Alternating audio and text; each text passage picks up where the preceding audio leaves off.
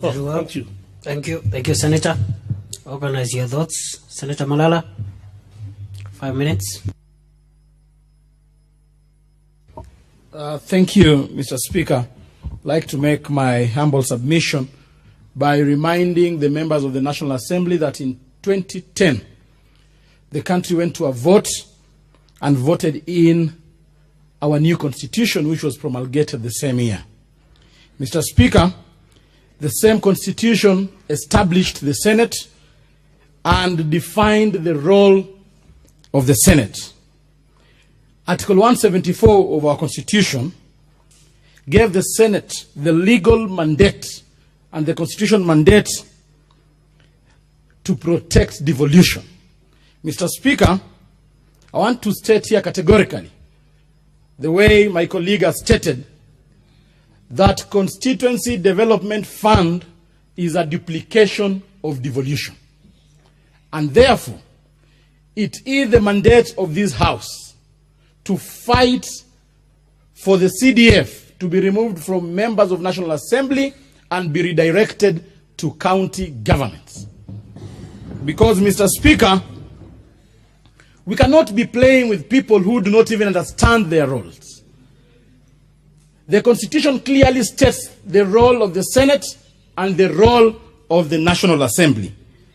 Mr. Speaker, the conventional definition of the word devolution simply means transfer or delegation of power to a lower level, especially from the central government to the lower governments. Mr. Speaker, it is clear that CDF is not a kitty meant to be executed by members of the National Assembly. Second, Mr. Speaker,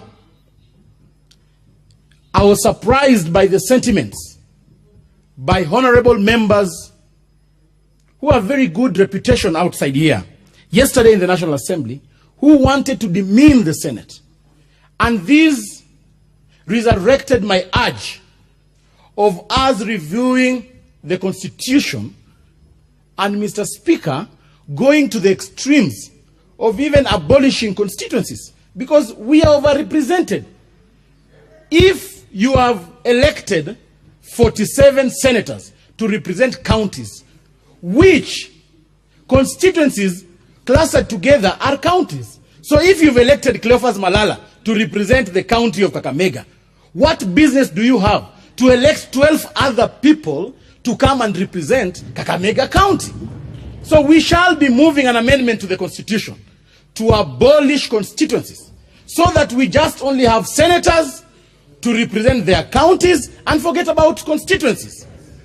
Mr. Speaker, I have come up with a scientific formula that the brain capacity of 10 members of parliament is equal to 1 senator.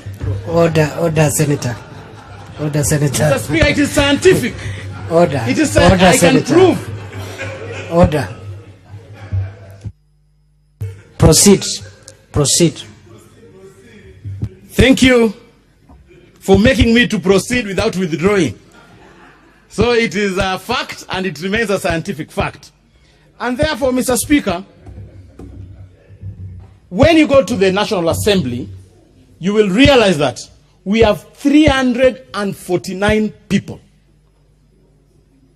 Logically, you cannot have a meeting of more than 100 people. It becomes a public rally. The National Assembly is a public rally. You cannot have a logical discussion with 349 people seated in one room. So, Mr. Speaker, I will want to ask and advise the members of the National Assembly that fall from ignorance and you shall rise to reason. Thank you.